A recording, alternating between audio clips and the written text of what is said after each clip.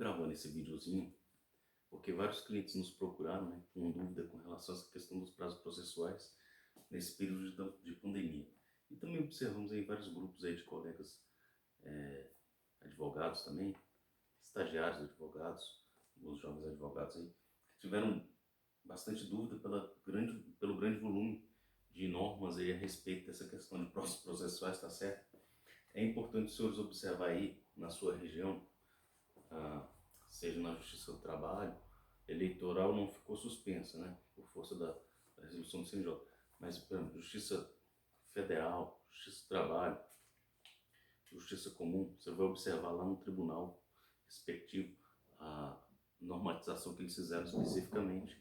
Claro que aqui a gente vai tratar de uma questão em âmbito mais federal, claro, eu vou tratar especificamente, como eu vou trazer o caso concreto aqui, para facilitar o contato dos senhores com a matéria, no caso do Tribunal de Justiça do Distrito Federal e Territórios e as normas editadas por esse tribunal, mas poderia trazer qualquer outro aqui. Então pesquise aí na sua localidade a norma que vai incidir no caso do seu cliente, tá certo? Peço desculpa, mas vou ter que fazer a leitura porque estou trazendo aqui uma peça mesmo, a leitura da peça, para facilitar essa questão, até pela pressa que nós estamos tendo, porque a grande maioria dos prazos na Justiça Comum vai expirar agora, sexta-feira, dia 22, né? Voltar agora dia 4. Então, eu vou fazer a leitura, os senhores vão entender por quê, de acordo com a leitura, e eu vou explicando uma coisa ou outra aqui na leitura, mas está bem clara aqui a petição, bem didático e bem... geralmente a gente fala que é uma leitura mais exaustiva, alguns até dizem que enfagunha, mas para esse caso, como é a pandemia, a gente tem que detalhar os mínimos aspectos dessa questão, tá certo? Então vamos à leitura aí. Fiz um título aqui, um capítulo da tempestividade, e depois eu tenho mais um outro título mais para frente, que eu fiz a questão de fazer da contagem do prazo para deixar tudo bem explicadinho, mas é bem rapidinho o segundo título, esse aqui é mais extenso. Então vamos à leitura, porque pela demora, né, vamos ganhar tempo. Vamos aqui para o item 1. Aqui. Nesse vídeo, eu vou fazer questão de citar textualmente os artigos, que geralmente eu omito, porque para cada caso é um caso, então cabe ao colega aí pesquisar, dar uma pesquisada qual o dispositivo que se aplica e tal. Mas nesse caso aqui, como a legislação instrumental, a gente vai, ferramental, né? A gente vai poder estar citando os artigos para ficar mais fácil, tá bom? O trabalho do colega aí que quiser tirar essa dúvida e até questionar, fazer um comentário, uma crítica aí, ó, isso aí tá errado e tal. Estamos aí abertos a isso, mas na nossa visão esses prazos aqui que se aplicam pelo que a gente teve acesso aqui na Justiça Comum do DF, tá certo? Então vamos lá. Convém repisar que a data da publicação se dá no primeiro dia útil após a data da divulgação. Ou, como quer a legislação, considera-se como data da publicação o primeiro dia útil seguinte ao da disponibilização da informação no Diário da Justiça Eletrônico, isto é, na forma da Lei 11.419 de 2006, que está fazendo a referência lá da Lei da Informatização, né? No artigo 4º, parágrafo 3º.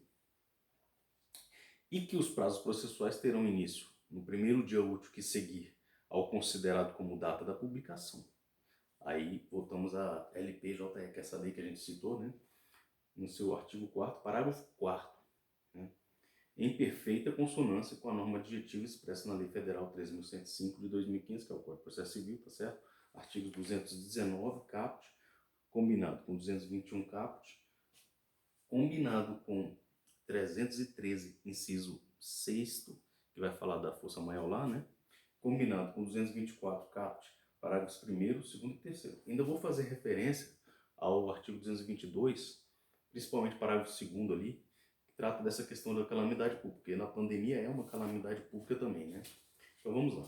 Nessa senda, vale lembrar que pela referida legislação instrumental, na contagem de prazo em dias, computação somente os dias úteis. Aí eu cito o CPC 219 caput. E que suspende-se, o curso do prazo por obstáculo criado em detrimento da parte ou ocorrendo qualquer das hipóteses do 313, que havíamos citado, devendo o prazo ser restituído por tempo igual ao que faltava para sua complementação. Aí citamos o 221 caput, que inclusive consta de resolução do CNJ lá, que trata desse assunto. Fizemos esse adendozinho aqui, porque evidentemente a pandemia é, né, um obstáculo criado em detrimento da parte. A parte fica, tem dificuldade de acesso, né, os seus advogados e a prática dos atos.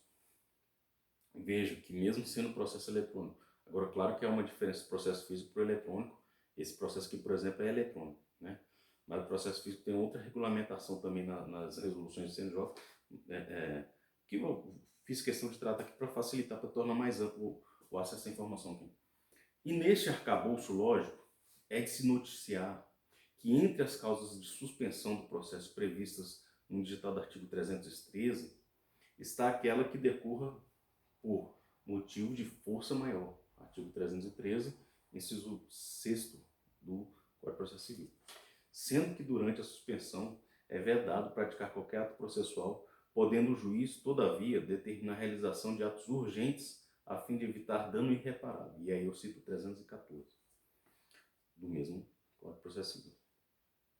Fazendo-se um pequeno adendo, apregou a mesma legislação processual civil em sua inteligência que na comarca, seção ou subseção judiciária, onde for difícil o transporte, que o transporte também está quase que inviabilizado agora que está começando a abrir, né? O juiz poderá, tem cidades com lockdown, né, que não pode nem circular. Então, o juiz poderá prorrogar os prazos por até 2 meses. Aí eu cito a cabeça do artigo 222 lá do Código de Processo Civil, tá bom?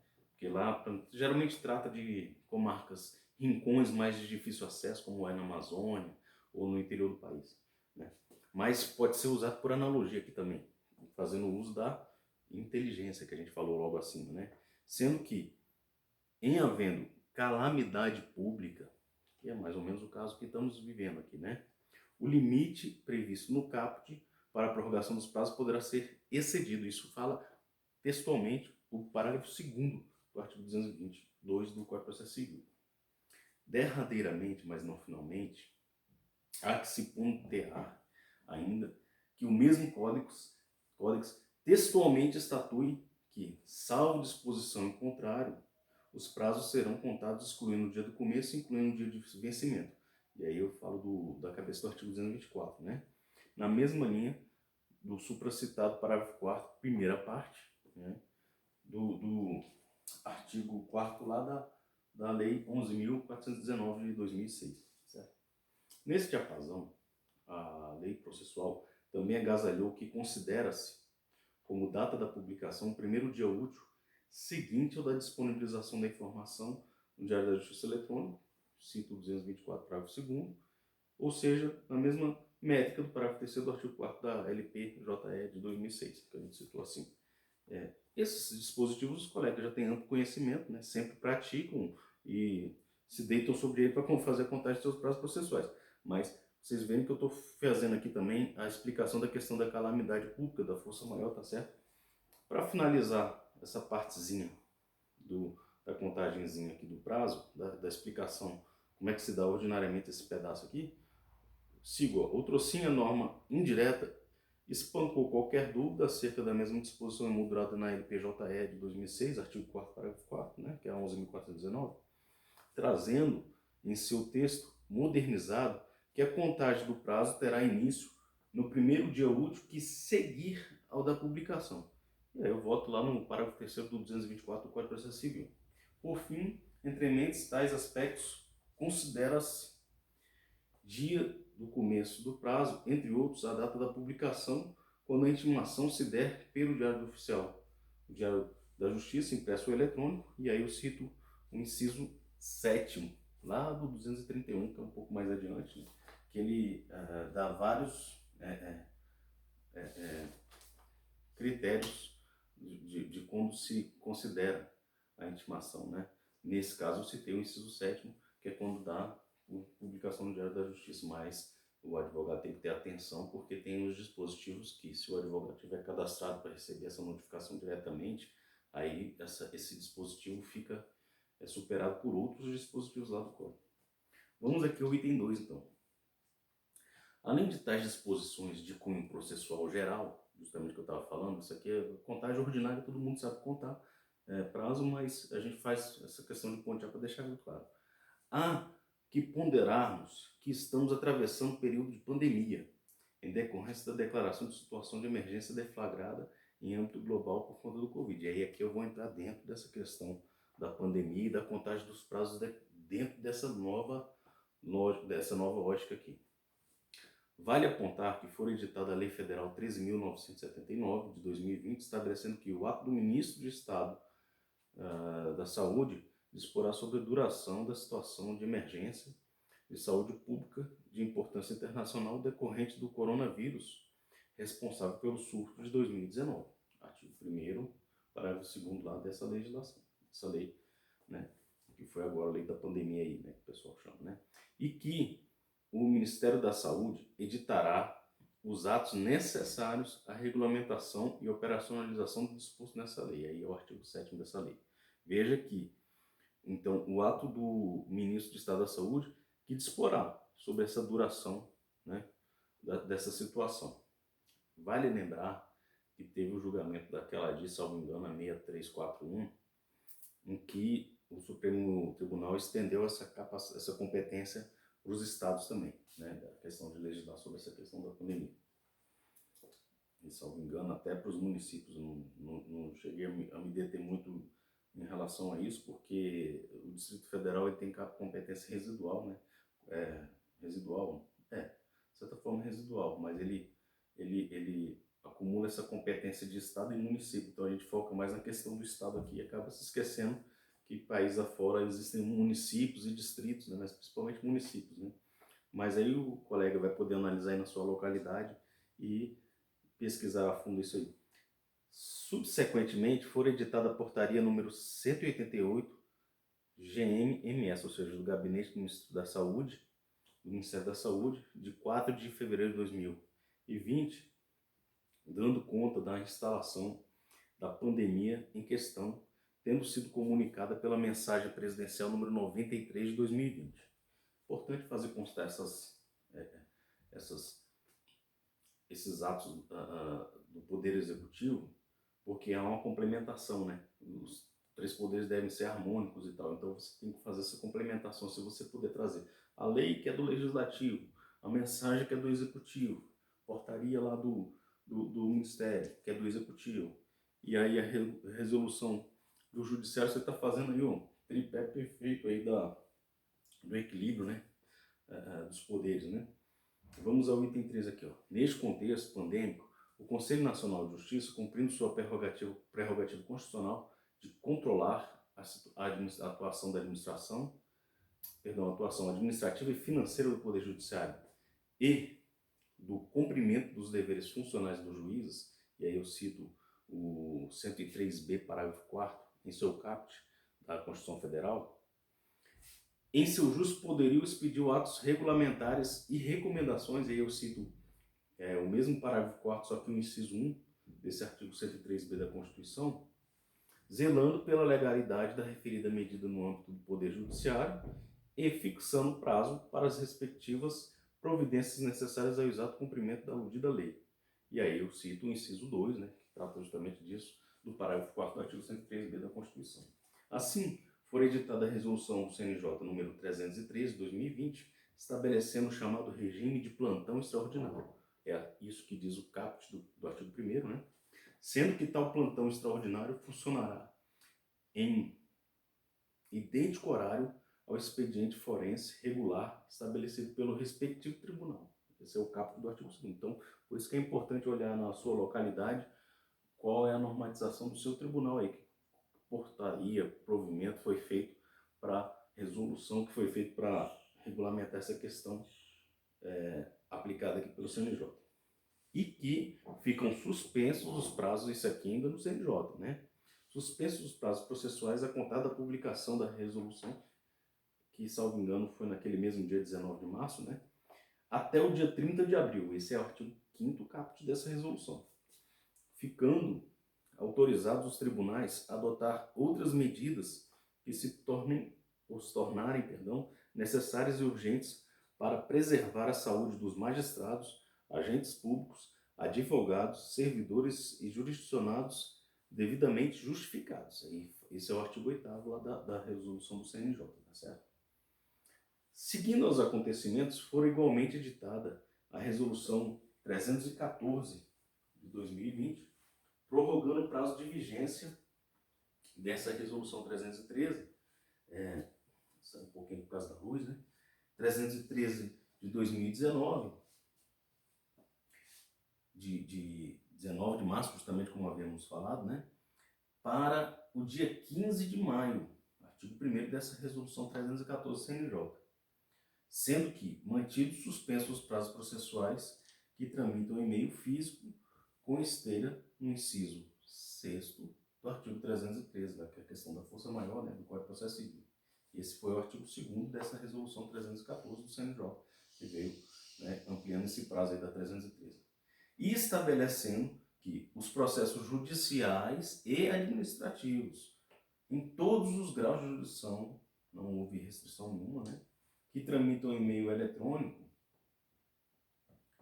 presta atenção no detalhe, quando ele fala todos os graus de jurisdição aqui, ele faz uma ressalva, ele excetua os processos na Justiça Federal Eleitoral e no âmbito da Justiça Eleitoral e do Supremo Tribunal Federal, tá certo?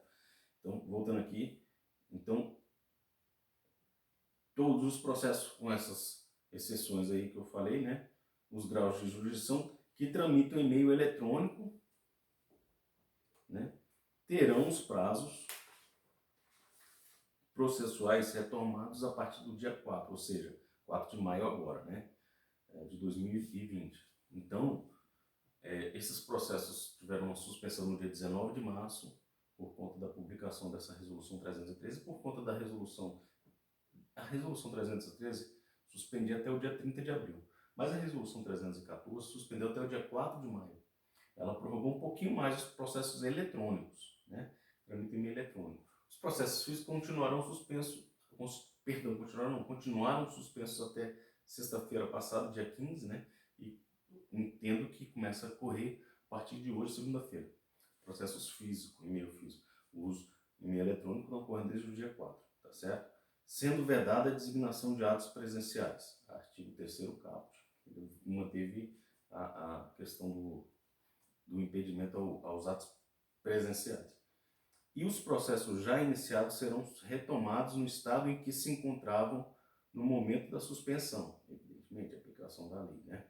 Sendo restituídos por tempo igual ao que faltava para sua complementação na linha do que dicciona, justamente como comentei, o artigo 221.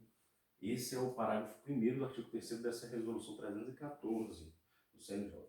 Vamos ao item 4 para finalizar essa explicação da pandemia, que a gente tem que se garantir de toda forma, explicar direitinho, que eu já infelizmente tive casos que o juiz já julgou, que é processo que estava com prazo para réplica, eu vou ter que alegar isso eventualmente em sentença, porque há prejuízo. Acabei de anular uma sentença agora, de pleitear e conseguir essa anulação no tribunal, uma sentença que engoliu o prazo para embargos na época, né?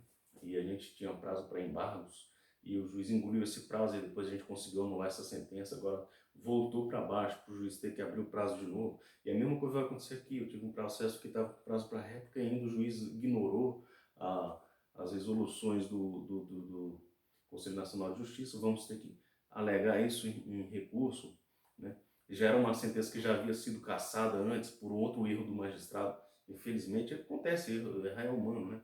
Então, se houver uma segunda anulação dessa mesma sentença, será assim, um prejuízo para a parte, né?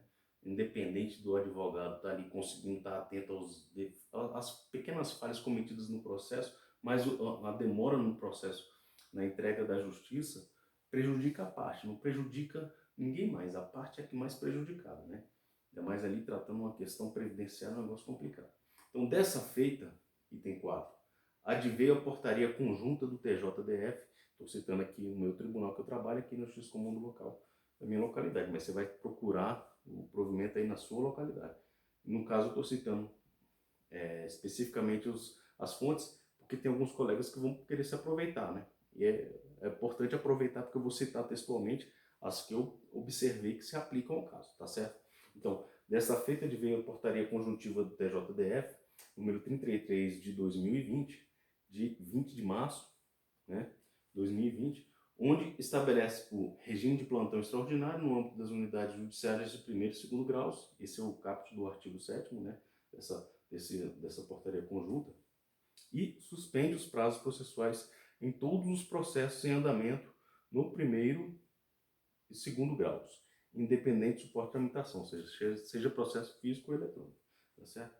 Se físico ou eletrônico, a contar da publicação da resolução número 313, de 19 de março de 2020, artigo 11, caput da portaria conjuntiva do TJ, ou seja, faz referência textualmente, ou seja, no TJ eles tomaram conhecimento, sim, da resolução do CNJ. Não sei se houve um erro lá nesse caso que eu citei aí, nessa casuística que eu citei, do, do, do gabinete ou da secretaria que não observou essa resolução do CNJ, ou se o tribunal também, eu vou ter que dar uma pesquisada sobre isso, ver por que houve isso lá na Justiça Federal, e na Justiça Comum eles estão aplicando perfeitamente a resolução do CNJ.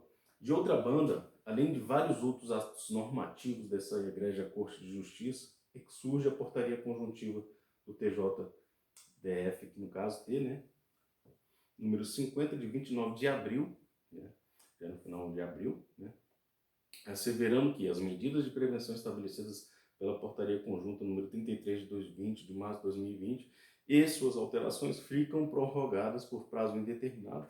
Esse é o caput do artigo 2º, né? Sendo que os prazos processuais suspensos voltam a fluir a partir do dia 4 de maio de 2020, né? De acordo lá com a resolução do CNJ, a 314, né? Esse é o caput do artigo 3º dessa portaria conjunta número 50, tá bom? Eu fiz aqui, no caso, a contagem do prazo e vou também apresentar para os senhores aqui, porque eu achei interessante, porque esses prazos aqui se deram justamente no dia 19 a disponibilização, ou seja, a publicação no dia 20, quando já estava sob efeito a resolução do CNJ, e o provimento teve que se adequar a essa questão da resolução. Então vamos ler aqui rapidamente dois parágrafos, perdão, dois parágrafozinhos, a gente encerra esse vídeo aqui, tá certo? Ó, item 5. Tendo em conta que o despacho de mero expediente fora disponibilizado no dia 19 de março de 2020, quinta-feira, esse no nosso caso aqui em exemplo, né? Considerando que a data da publicação, considerando-se a data da publicação, o primeiro dia útil seguinte ao da disponibilização, aí eu cito o dispositivo lá que eu já citei antes, aqui, o parágrafo 2º do 224 do Código de Processo Civil, ou seja, primeiro dia útil seguinte, dia 20 de março, que é sexta-feira, né? Que já estava acobertada pela portaria conjunta do TJ número 33, de 2020, artigo 11 caput, uma vez que a resolução do CNJ 313 de 2020 fora publicada no dia 19 de março, você vai pesquisar lá, você vai ver que ela foi publicada nesse dia, entretanto, entrando em vigor imediatamente por força do artigo 12 aí da própria resolução do CNJ, né? Fica claro que tal prazo processual ficou suspenso até o dia 4, né, segunda-feira, por força aí do artigo 3º caput da resolução 314 aí do CNJ, né, combinando com a portaria conjunta que acabamos de citar do TJDF, é do número 50. Você vai pesquisar aí na sua localidade, no caso aqui, no caput do artigo 3º dessa portaria conjunta também, idêntico da resolução, né. Quando voltou a correr a partir de tal data, termo inicial, que é o dias ACO, né? Ou seja, no primeiro dia útil que seguir ao da publicação. E aí eu volto a citar o CPC, só que agora o parágrafo 3º do 224. Uma vez que os prazos serão contados excluindo o dia do começo e incluindo o dia do vencimento. Caput do 224 do Código de Processo Civil, sendo restituído por tempo igual ao que faltava para a sua complementação. E aí voltei lá no caput do artigo 221 do Código de Processo Civil, haja vista o estado de calamidade pública, lembrando lá o parágrafo 2º do 222, que explica a causa de força maior, e aí fazendo aquela referência ao inciso 6º do 313. Tudo nos mínimos detalhes para não não correr o risco de ter prejuízo, né?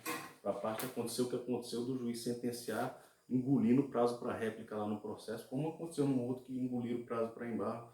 E a gente tem que observar o devido processo legal e a ampla defesa com todos os meios e recursos a ela inerentes. Se há um meio e recurso, você tem que brigar sim, e é por isso que eu anulei uma sentença por conta disso, direito da parte se defender, questionar, embargar, ainda que o juiz vá indeferir, né? Não vá dar provimento ao embargo, né? Mas a gente tem direito, porque às vezes o juiz olha ali e observa, não, realmente vou reconsiderar, né? O juízo de retratação é possível, né? Então, encerrando aqui o parágrafo 2º, neste viés é fácil depreender que, considerando que na contagem do prazo em dias, computar-se-ão somente os dias úteis, e aí eu cito a cabeça do artigo 219, né? Que ele fala nessa parte final, há de se convir que, na espécie, o termo final, que é o dias é de quem, se dará somente no dia 22 de maio de 2020, sexta-feira. Entende? Então, quer dizer, você tem um prazo que foi publicado, no caso que eu estou citando aqui, foi publicado no dia 19 de maio, ele só vai se concluir ali no dia 22 de maio, que é sexta-feira, tá certo? Eu agradeço aí pelas audiências aí. Desculpe a pressa do vídeo, o excesso de informação, mas é porque os prazos estão se encerrando essa semana e a gente precisa abrir para os colegas aí para a gente debater isso aí, mas na minha visão, isso aí está cediço, não entendo por que o magistrado não aplicou isso na Justiça Federal e vamos recorrer, né? Tá certo? O advogado recorre. A gente já caçou uma vez, vamos tentar caçar de novo a sentença dele. Um abraço.